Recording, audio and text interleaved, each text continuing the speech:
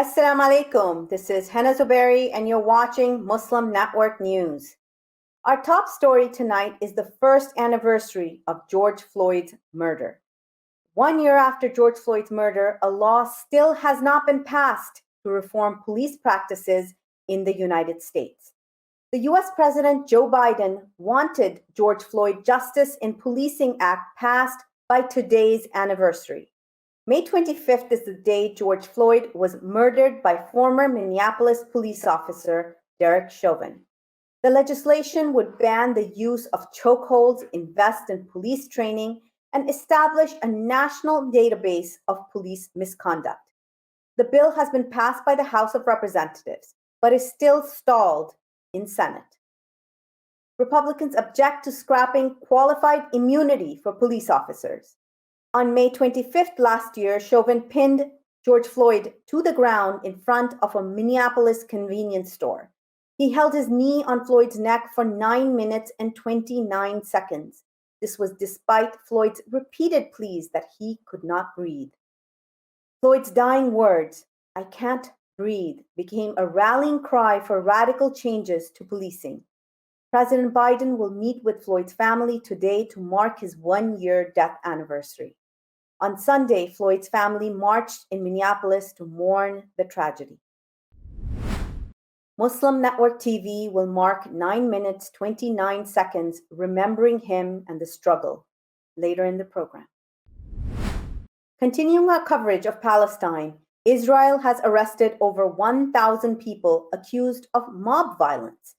But an Arab member of Israel's parliament says that 90% of them are Palestinian citizens. Aida Touma Sliman pointed out that some had been detained by Israel's Shin Bet internal security agency, not the police. She also said that those arrested had been denied immediate access to lawyers. Violence began at the end of Ramadan earlier this month. That was when Israeli settlers began forcing Palestinians out of their homes in East Jerusalem's Sheikh Jarrah neighborhood. It was also instigated by an Israeli police raid on Al-Aqsa Mosque in Jerusalem. State's law forbidding the boycott of Israel lost some traction in Georgia last week. In a ruling issued Friday, District Court Judge Mark Cohen rejected state officials' efforts to dismiss a lawsuit challenging boycotts. Progressive journalist and documentary filmmaker Abby Martin filed the lawsuit last year. This was after Georgia Southern University terminated an agreement with her to speak at a 2019 event that they were hosting. The contract for her speaking arrangement would have forbidden her from engaging in or promoting BDS. BDS is the Palestinian-led boycott, divestment, and sanctions movement against Israeli apartheid. In a 29-page decision, Cohen said that the law against BDS prohibits conduct that is protected by the U.S. Constitution's First Amendment. The lawsuit is still in its early stages, and Cohen has not yet ruled whether the state law should be struck down. 35 states have passed bills and executive orders designed to discourage boycotts of Israel. The majority of them have been passed with broad bipartisan support. Last year, Bahaya Amawi, a Palestinian U.S. citizen in Texas, won a similar case as Martin's. Amawi has been working as a speech therapist for nearly a decade when the school district offered to renew her contract for the coming school year. But a new clause requiring her to certify that she does not boycott Israel or would not do so while working for the school district. A Fifth Circuit court dismissed the case and upheld her First Amendment right. Journalists at the Associated Press have expressed alarm at the firing of junior reporter Emily Wilder. Wilder had written pro-Palestinian posts on her social media before joining the AP staff in April. Republicans launched a smear campaign against her pro-Palestinian stance. AP management subsequently fired her. AP staff journalists are protesting by signing an open letter to the news agency. They write that AP's management should have protected Wilder's freedom of speech instead of giving in to Republican pressure. The Associated Press is America's oldest news agency and the world's second oldest after Reuters. It was established in 1846 in New York. A deepening split has developed in the U.S. Democratic Party over President Joe Biden's pro-Israel stance. The party's progressive wing and centrist figures are split on how to handle Israel's ongoing attacks on Palestinians that began earlier this month. Over 500 staffers have signed an open letter calling for Biden to do more to protect Palestinians and hold Israel accountable. Biden has come under increasing pressure to take a firmer stance against Israel after the recent aggressive action started. Over 200 Palestinians have been killed and dozens of buildings leveled in Gaza under the heavy-handed response from Israeli Prime Minister Benjamin Netanyahu. 12 Israelis have also died from retaliated rockets fired by Hamas. The strongly worded letter states that staffers commend Biden's effort to broker a ceasefire. However, they implored him to continue using the power of his office to hold Israel accountable for its actions. They emphasized that same values that motivated them to work countless hours to get Biden elected demanded that they speak out. Staffers also wrote that they remain horrified by the images of Palestinian civilians in Gaza killed or made homeless by Israeli airstrikes. Their letter followed similar issued by academics from Georgetown University and in North Carolina that we reported on earlier this week. The origins of COVID-19 virus still remain a mystery. The Wall Street Journal reported on Sunday that 3 researchers from China's Wuhan Institute of Virology became sick and were hospitalized in November 2019. The journal cited details that go beyond a U.S. State Department fact sheet that was issued during the final days of former President Donald Trump's administration. That document said that several researchers at the Chinese lab became sick in the fall of 2019. Their symptoms were consistent with both COVID-19 and common seasonal illnesses. Yesterday, the Wall Street Journal printed another report on the deaths of 3 minors in April 2012. They died after entering an abandoned mine inhabited by a bat colony. Scientists from the same Wuhan Institute of Virology were called in to investigate those deaths. The samples they collected in 2012 from the bats in the mine showed several new coronaviruses. White House Press Secretary Jen Psaki was asked repeatedly about the Wall Street Journal's report on the 3 scientists who fell sick in November 2019. Psaki said yesterday that White House has no means of confirming or denying the Wall Street Journal's report. She also would not comment on the reported source of the article being a U.S. intelligence report. CNN reports that an American journalist has been detained in Burma as he was boarding a plane to return to the U.S. Danny Fenster is a U.S. citizen who works for the news site Frontier Myanmar in the city of Yangon. The news organization said that they do not know why Fenster was detained. They also have no information of his whereabouts. Fenster's brother issued a statement that said that the family is working with elected officials in Michigan and that the State Department is aware of his brother's case. Fenster's detention came almost 4 months after Burma's military seized power in a coup on February 1st. The military junta's security forces have brutally suppressed daily protests to the coup across the country since then. According to advocacy group Assistance Association for Political Prisoners, over 800 people have been killed and more than 5,400 have been arrested. An American meat processing company will be paying over $5 million for discriminating against Muslim employees at one of its plants. JBS USA LLC will pay $5.5 million to settle a case by the U.S. Equal Employment Opportunity Commission. In 2008, one of its plants in Colorado fired scores of Somali Muslims. They had requested longer prayer breaks during the month of Ramadan. The request was denied. Supervisors even patrolled bathrooms to catch Muslim employees taking unscheduled breaks to pray in stalls. The case has been ongoing since 2008. A high school in Florida has come under fire for editing photos of female students in its yearbook. Students and parents at Bartram Trail High School say that they did not consent to having the photos altered. The 80 crudely edited photographs were exclusively of female students that were deemed improper. Some parents accused administrators of making girls feel ashamed of their bodies, but others pointed to a double standard in the enforcement of modesty in the school and its district. They say that more than 80% of infractions for dress over the last 3 years have been issued to female students. They also noted that a photo of male students in swim briefs by a pool made it into the yearbook without any editing. Crusaders came and left, but keys to Christian holy places are still with Muslims. More details in this report by Ali Khalaf and Saleha Farouk. In this special place where Jesus was buried and resurrected, two Muslim Palestinian families have been the formal caretakers of the holy site for more than 8 centuries. This is the place Christians believe Jesus was buried and resurrected. This is the Holy Church of Sepulchre in Jerusalem. Tens of thousands of Christian pilgrims visit the church every year.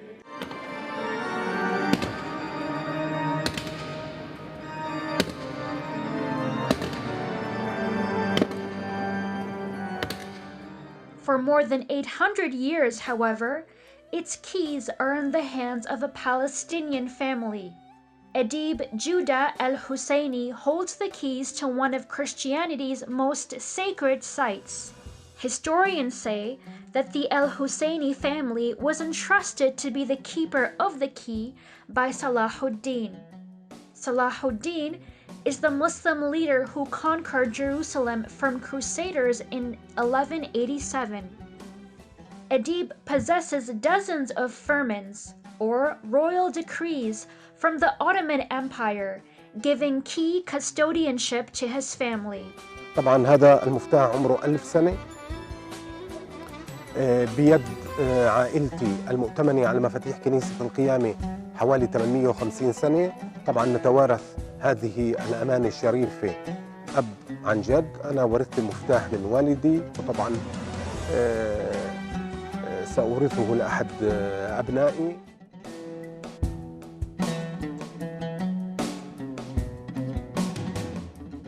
Another Muslim family, the Nusaybas, were tasked with opening and closing the church doors. Adib refused to open the Church of the Holy Sepulchre in December 2017 for United States Vice President Mike Pence. This was his protest since the United States moved its embassy from Tel Aviv to Jerusalem. Jerusalem is sacred to Islam, Christianity, and Judaism. Israel seized the city in 1967 and declared Jerusalem its capital.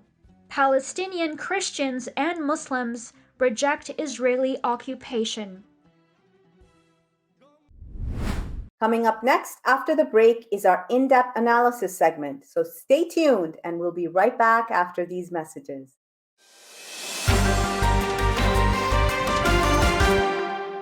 If I could be you, and you could be me for just 1 hour. If we could find a way to get inside each other's minds. Walk a mile in my shoes. Walk a mile in my shoes. Well, before you abuse, criticize, and accuse. Walk a mile in my shoes. Despite the development of a COVID-19 vaccine, millions around the world will not have access. We need a vaccine that's free and available to everyone, everywhere. It's time for a people's vaccine.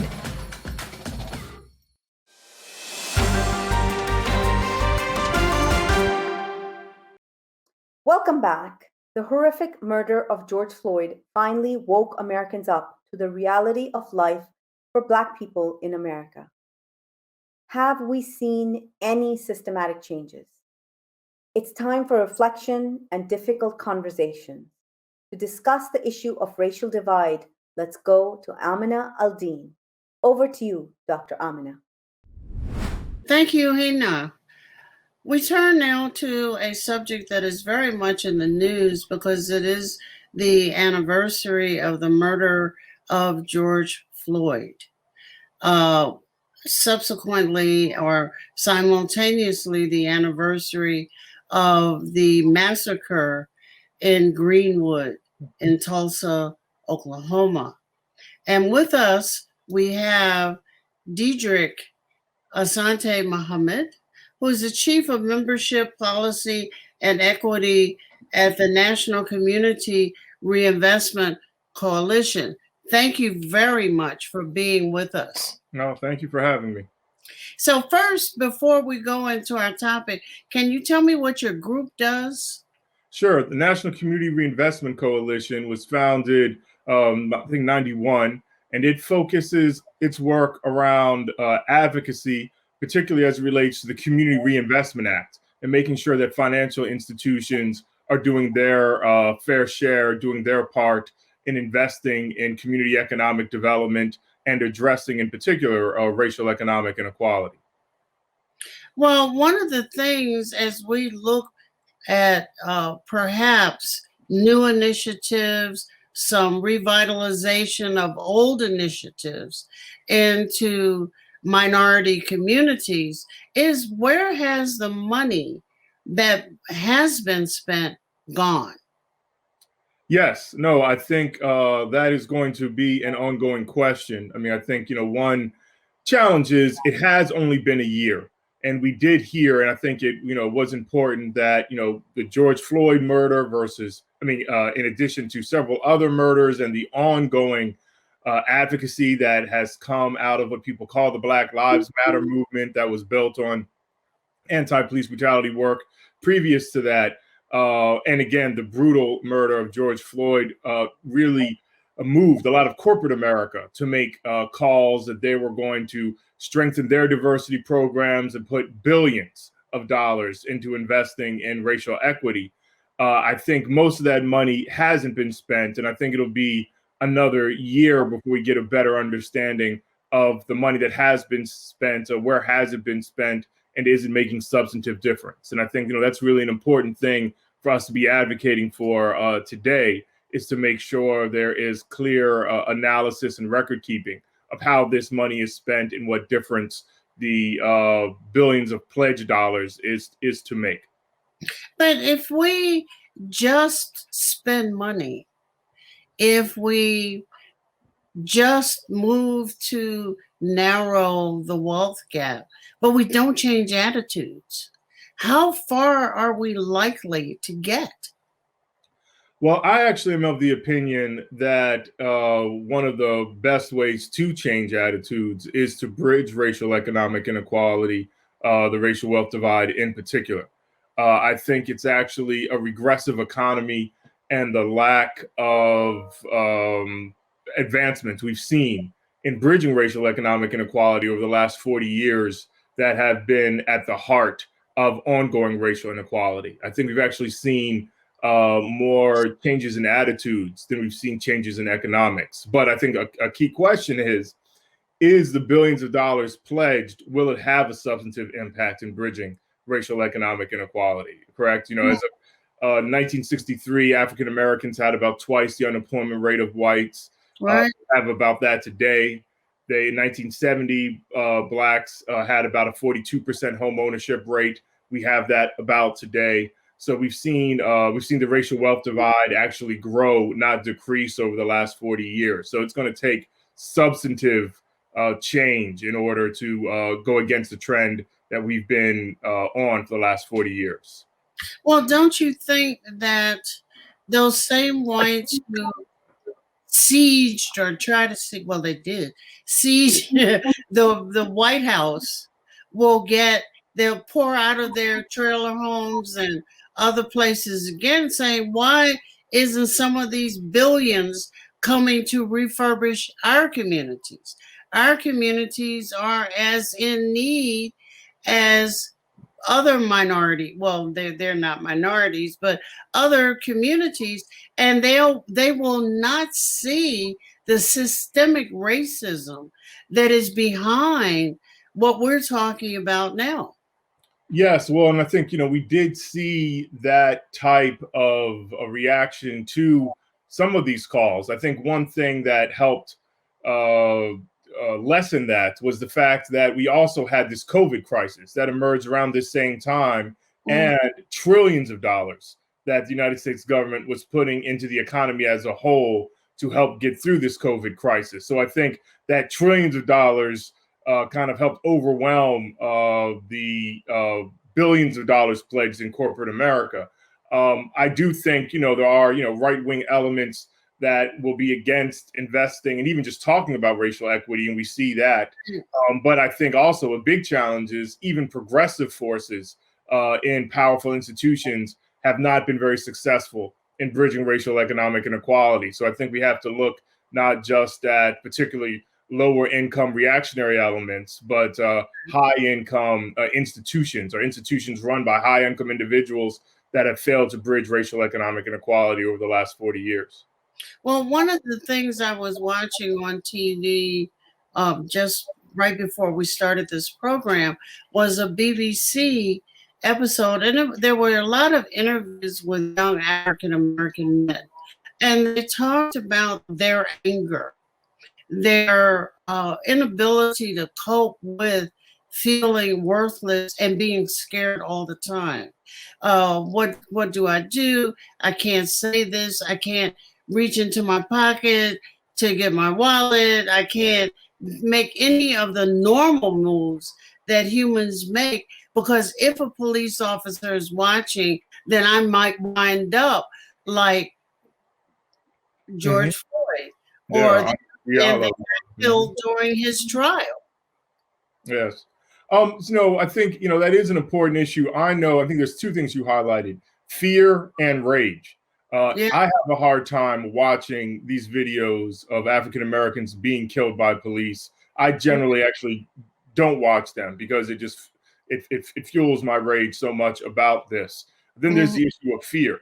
And I think, one thing personally, and I think many of us who have been involved in this movement for a long time, we can't be cowarding in fear of police. We need to. I think that's part of the important aspect of Black Lives Matter is it gave a mass opportunity for people to stand up and protest and not just be scared. So I think we do have to stand against fear, be willing to stand up and speak out for our rights. But it can be overwhelming seeing video after video of Black people being killed and of generally police not being held legally liable for that. Yeah, I was thinking when we were talking about wealth disparity and the absolute decimation in some, especially Black and Latino communities, and I'm saying, we came up decades ago with a Marshall Plan. Why can't we do a Marshall Plan and just rebuild, make roads, put the hospitals and pharmacies and grocery stores in neighborhoods, put people to work in doing that so that there is not such an unemployment rate and a high crime rate? Well, it's been, Dr. King said we have the resources, we just don't have the will. And he was saying this in 67. Right. And that's still the issue too. I mean, and I think, again, we can look at when we had a global pandemic was hitting the United States, we found trillions of dollars just to create out of thin air to help the economy going. But yet there's not money for a $10 billion job training and placement program here or $50 billion program in home ownership. So I think, again, there hasn't been the will, and hopefully that we can build off of some of the movement and activism that has been occurring over the last couple years or over generations to see if the country can finally have the will to address racial economic inequality. Well, how do you see, if I had to ask you, or I could ask you, and I can, how could you see a strategy, step by step, so that folk could see change. How could we say to Biden's government, okay, here are 5 steps. Let us do these over the next 5 years, and at each step we assess where we are. Well, I think that's the most important thing is I think there does need to be a racial economic equity framework in every national policy spending piece that goes through. And so we can do an analysis at the front end of how much we think this will help bridge economic inequality, particularly racial economic inequality, how much it'll go into different communities. And then on the back end, each year after the program, how much has gone out, what has been the changes. So I think, we have to be clear with not words, because everybody's saying racial economic equity, but we need numbers. How much is actually being invested? What change is occurring? So we don't have to wait 20 years later to understand we haven't made much progress. Yeah, because here in Chicago, one of the things that the pandemic revealed, just starkly, and I'm sure it did it in other cities, was the lack of quality health care, where you had these spin-off clinics, you had these very small hospitals where the patients, mostly on Medicaid, could not support really what the hospital needed to do. And the hospital administrations had just let the places run down. So you had ICU beds of 5, 6. And then in the middle of the pandemic, even they were saying we're closing. People couldn't get food. The corner store became the grocery store. Mm-hmm. So you have some things that are all working in tandem. It's, that have to be taken care of all at the same time. No, I think, again, with this kind of Black Lives Matter activism and then the COVID crisis at the same time, it really revealed how America has been unwilling to invest in particularly Black communities for generations. And actually, it's been a few generations since America's been willing to invest in its infrastructure, whether it's roads, hospitals, different type of aspects of the care economy. And that it really is time for America, and for the first time, to invest in a strong, broad middle class economy that will be inclusive of all of its citizens. That has never been done. And hopefully we are coming upon a time where that can be done. I hope the impetus is there, the spark is there, and I hope it lights a fire to push us on. Thank you so much for this conversation, and we'll keep it going. Yes, and thank you for having the conversation. Back to you, Hena. Thank you for sharing those insights, Derek and Dr. Amina. Before moving on to our next analysis, let's take a quick break. We'll be right back after these messages.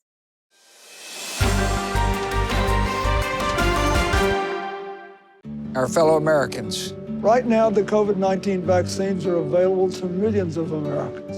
And soon, they will be available to everyone. The science is clear. These vaccines will protect you and those you love from this dangerous and deadly disease. They could save your life.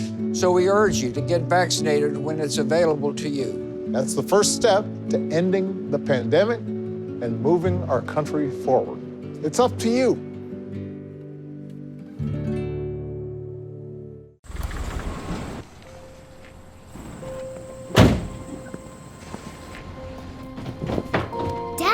They took over my bedroom. Come on, come on. Okay, Dad. 1, 2, 3.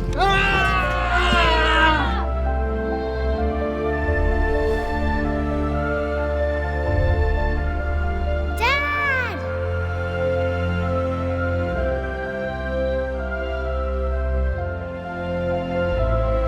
You saved me. Dad? Are you okay? I'm fine, dear.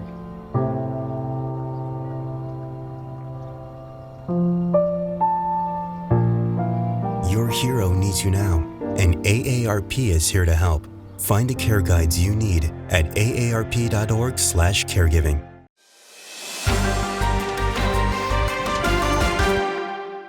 Welcome back. 1 year after the death of George Floyd sparked racial justice protests across the United States, changes to policing have seen varying levels of success and backlash. Congress is unlikely to pass a police reform bill on the first anniversary of George Floyd's death and President Joe Biden's deadline to approve legislation. To talk about police accountability and reforms, let's go to Imam Abdul Malik Mujahid. Over to you, Imam Mujahid. Thank you, Hena. Today is May 25th, exactly 1 year when the George Floyd was murdered in broad daylight. President Biden wanted George Floyd Justice in Policing Act to be passed on this day. Need to restart. Take two. Thank you, Hena. Today is May 25th. Today is the day, 1 year ago exactly, when George Floyd was murdered by police. President Biden wanted to sign today into law George Floyd Justice in Policing Act. It hasn't happened because it is stuck in the Senate. But more than 30 states have passed or issued executive orders numbering 140 for oversight and reforming laws. Are these laws any good in the absence of a federal law? What else can be done? To discuss with us is someone who knows these things, Dr. Matthew Fogg.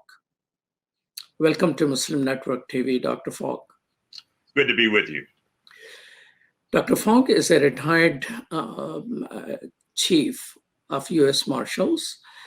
Why do you think George Floyd Act is not passed yet? Well, one of the things that they're trying to tell us is they're concerned about qualified immunity, that they don't want officers to be, people to be suing police officers. But this is public service. And I've always said that we can sue doctors, we can sue lawyers. The bottom line is, when you're in public service and you go bad, which I think the world, and especially the United States, we understand now we got bad cops out here. When you go bad, you need to be held accountable. And one of the things is just not prosecution by the state who income or taxpayers are paying for that prosecution. But you ought to be able to go out to us personally. And I'm speaking for myself as well, as being in law enforcement for 32 years. I think that it's something that we need to do. This holds us accountable. And I think that is the drawback right now in Congress.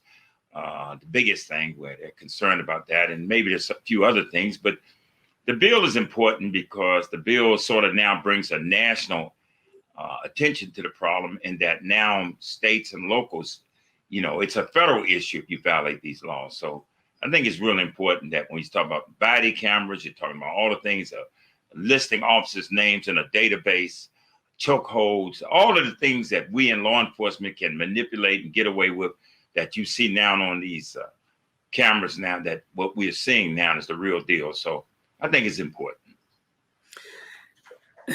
So the states which have passed the laws and some cities also, have you looked at them? Is there any benefit from those things? Well, I think it is, but I haven't seen them all, but I've seen some of them are coincide with what's on the federal level. But the bottom line is, and especially in New York, they passed it where qualified immunity is accepted, and the fact that you can be sued, and a lot of officers were quitting the force because of that. But hey, the way I look at it is, though, if you're going to quit because you're concerned about being sued because you do something that's just nefarious and deliberately wrong, you should be held accountable. So I see that it is a change coming across the bow, so to speak, with other states. They're beginning to understand we need this type of oversight. But isn't this, in America, we have the whole system. If something goes wrong, the corporations or anyone, you can sue them to fix it. legal and judicial processes are there to fix the systemic issues. Well, so why they have been so successful in keeping the immunity when police does something wrong? Well, that's what now we're getting into history. We're getting into why we have this particular law and what it means. And we can see where we talk about racial injustice and policing. Behind me, you see a New York Post article, which is a book that I'm writing, Bigots with Badges.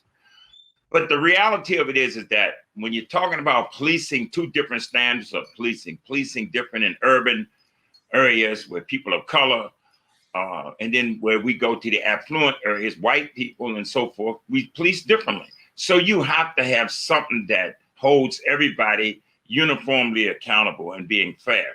And so I think that's where the drawback is. I think people, because policing had become a racial issue, and a lot of America just didn't want to pay attention to it because it wasn't affecting those who were had influence, those who were in Congress and so forth. Many of the people that it had negative impact on weren't the lawmakers. So I think right now lawmakers are understanding. After the George Floyd case, it made it very clear. When you see something what you saw in the George Floyd case, and people have been saying all along, these incidents have been happening, but nobody was doing anything about it. I think the world saw it and said, oh, wait a minute, it really is racial policing, and we need to do something about this. How police behaves in the white communities? Well, when you're talking about, again, I mean, I did it for 30 years. I was doing a drug enforcement DEA task force, and I had a white manager to tell me, say, Fogg, if you go into those areas and start policing the same way you do in the urban areas, kicking doors in, throwing flashbangs, or running through people's homes, doing all the stuff that we were doing on the war on drugs in those white areas, said they're going to have pushback. These people know judges, they know lawyers, they know politicians. We're going to get a phone call and they're going to shut our operation down, and there goes your overtime. So it was that sort of mantra, that mentality that was telling us that just go get your numbers up on people, arrest people, but go to the weakest link, which was the urban areas and folks who normally wouldn't have the wherewithal to be able to fight that institution, to fight that system. What is this getting your numbers up thing? Well, that's all about when we were the war on drugs. It was like proving that we were out there warring on crime. We had large numbers. We would do these dragnet operations, fugitive strike force teams, and we marry up, so to speak, with the locals. And then U.S. Marshals we would be the overseers of the task force, but we would bring in state and locals with us, and then we would go and just take on their warrants as well as our warrants, and we take a 90-day dragnet to just go after people. Well, when you get your numbers up, you have to, when they would do these what we call press releases at the end of the task force assignment, 3 months, people want to see that you've arrested people, you've taken drugs and guns off the street. They want to see that. So it was getting your numbers up to make it look like we were really doing something, even though in reality, we really wasn't having a dent on the war on drugs, but we were locking up a lot of people, and most of those people were people of color. How long this war on drug is going on? I didn't hear your question. You mentioned war on drug. When was it launched? Is it still on? Well, I mean, they're backing off somewhat now, but the bottom line was that thing started back in probably the early 80s. And it was for at least a couple of decades, just totally called the war on drugs. I mean, basically going after drug people who were violating the federal and state drug laws. But the reality of it became a war against people of color because we were not doing it fairly. So basically what we wound up doing was violating the civil rights of everybody, most of the people that we locked up of color, because we weren't able to go do the same thing to people that were white, where there were more drugs, the pure stuff, the best stuff, everything was in those communities. The real supply and demand on the war on drug comes from mostly white affluent communities, not from Black communities. So when they made it crack versus powder cocaine, all of the things that occurred in the war on drugs was racially motivated. Tell us this. Now that many states are passing laws to make certain recreational drugs okay, is there a dent on that war, or it is different in different states? I didn't quite understand. You were saying that the states are making the war on drugs. I didn't quite understand your question. Yeah, is there a difference between different states when it comes to war on drugs? Well, when you say states, I mean, not really. I don't see a real difference there. From early on, they were basically following the feds, following our lead. And once we passed these draconian drug laws under the Clinton administration, and they said, we're going to go after people. We're going to show America that we're warring on crime, because, drugs usually lead to the fact that it's prohibited the same way it was with alcohol prohibition. You had a lot of crime that came out of alcohol prohibition. Well, the same way with drugs. But the reality of it was once they started having selective enforcement, where all of our state and local was following the feds, and the feds was like, go after them. It doesn't matter, go get them. But it turned out that it was easier to go after people of color and go into urban neighborhoods and get your numbers up, as I said again. Then it looked like we was doing this war on drugs, but to the public, it came out that it looked like the people who were really violating these laws were mainly people of color, which was totally untrue. So me being on the inside, I started noticing this and I started speaking up against it. And then I started getting retribution from the people who were supposed to be my back. Tell us this, when people say defunding police, which became a very popular demand, right? What do they mean by that? Well, I think what they really mean, it's a play on words. I think what it really means is, if you go after the funding, we know in any project, when you go after the funding, that's when you can have impact on that project. And I think what the words defund meaning simply, look, take some of the funding away from these enforcement operations and take some of this funding and start directing it towards harm reduction. The fact that people have a drug problem, same way it would be alcohol or any other drug type of problem, you need psychological, physical help. It's not just about going after people just because they're using or selling. And then if you take communities and you don't give them jobs or anything, and you just say, here, go sell drugs, people are going to do it. They're going to survive. So defunding simply means sort of changing your approach to the policies, changing your approach to it, and stop going after these just people simply because they have a drug problem they're using.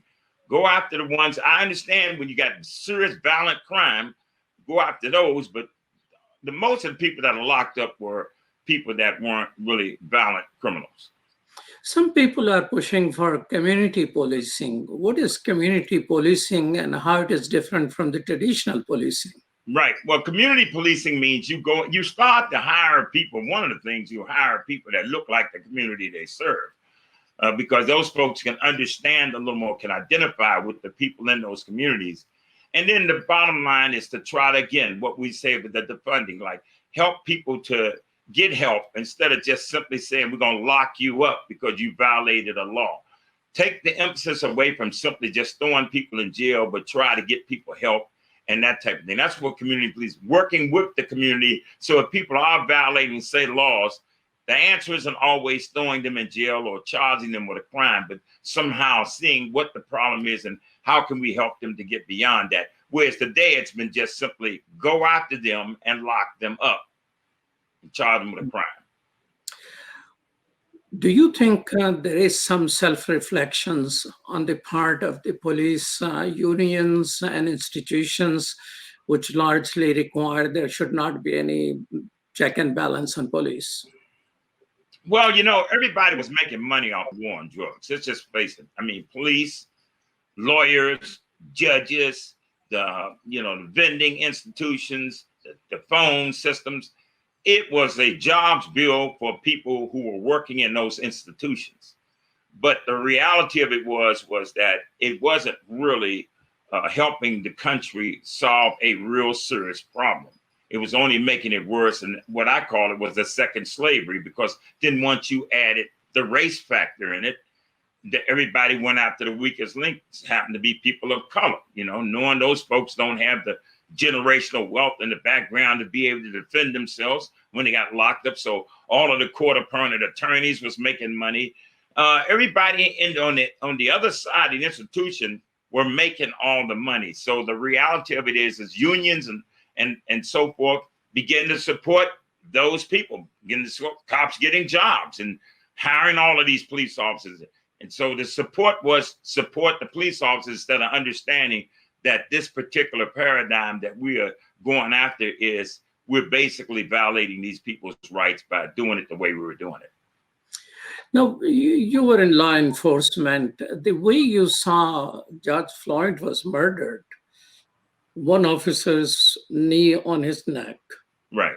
Other holding his legs and body and stopping people from asking them to, let him live. Right. Is that a normal operation which goes around without we seeing the video? Well, it happened a lot. Yes. I mean, before the video cameras came in, a lot of that type of thing was occurring. I've stopped officers on many occasions on operations that I was on, and I worked with Chicago police, LA police, Miami, New York. I've been all over the country on dragnet operations, working with police. And I've seen how police have policed on certain situations. And, the culture that you call it. The culture was a culture that you resisted or if you ran or anything like that, then officers had that opportunity if they had these sort of unknown biases or hidden biases, and they could now go out and do what they wanted to. And most of the time, the system would back up police. But you just didn't have a video camera watching it like we did in the George Floyd case and many of these other cases that are now coming out that we're seeing with officers doing things that clearly is not in our training perspective and getting away with it. So the cameras are a game changer. They're bringing it out to the public where now everybody's seeing all of the complaints that people were making all along, but those people were just, they were black lives that didn't matter. They were insignificant. Well, thank you so much for your time, Dr. Fong. I truly appreciate you being with us. Thank you. Good to be on your show. Back to you, Hena. Thank you so much, Imam Mujahid. That's all from our Washington studios tonight. Keep watching Muslim Network News. For more, visit our website, muslimnetwork.tv. To end our show tonight, we'll mark 9 minutes, 29 seconds, remembering George Floyd and the struggle.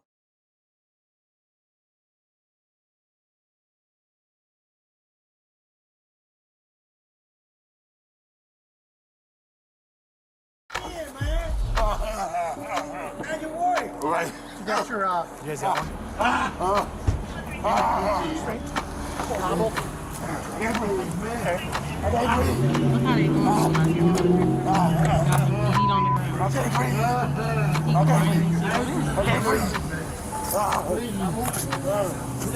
Mama. Well, you got him down, man. Let him breathe, at least, man. I said, love you. I've been trying to get about breathe, look at man. One of my homies died, man. I'm just dying, you say COVID, man. I can't breathe my face. Just get up. What do you want? I can't breathe. Mama, I need you in my dick. I can't do nothing shit. My face is gone. Get in the car, man. I will. Get in the car. I can't move. I've been waiting the whole time. Please. Get in the car. Mama. Get up and get in the car right. I can't.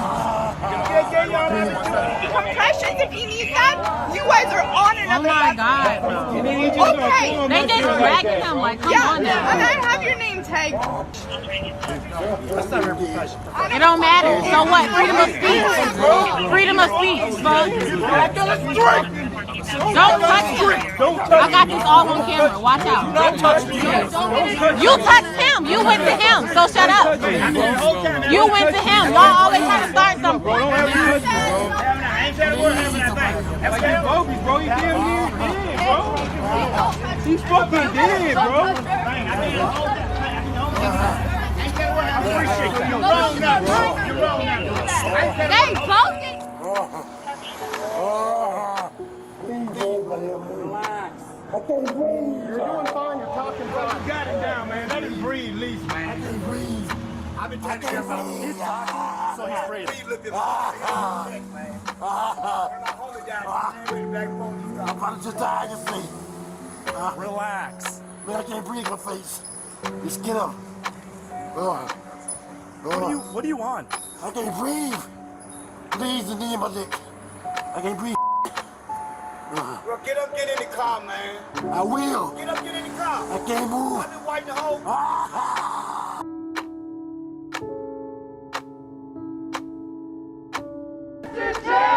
The whole damn system is guilty as hell. Say 1, 2, 3, 4, 5, 6, 7, 8, 9, 10, 11. Fuck the whole damn system is guilty as hell. You say 1, 2, 3, 4, 5, 6, 7. Hands up. Fuck you. Hands up. Fuck you. Hands up. Fuck. They need to be fired. We're sick and tired. They need to be.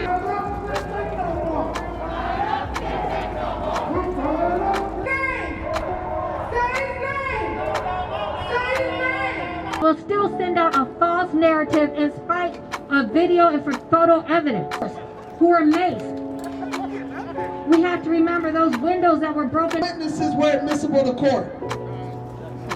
There's the cover-up is horrible. Give yourself a round of applause because it definitely took us being in the streets, shut down freeway.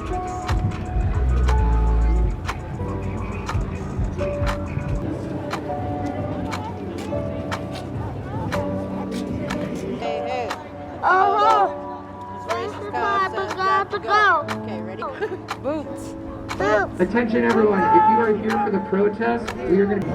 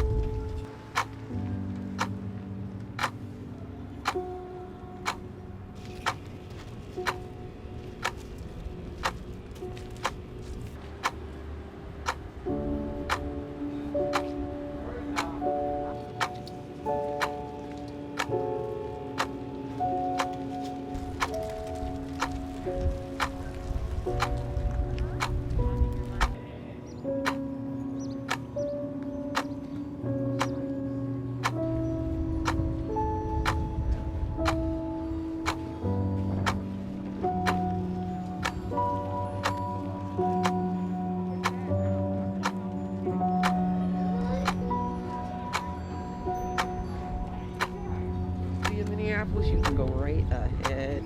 No justice, no street. Yeah, this is. We want to be on the other side of justice. Yeah.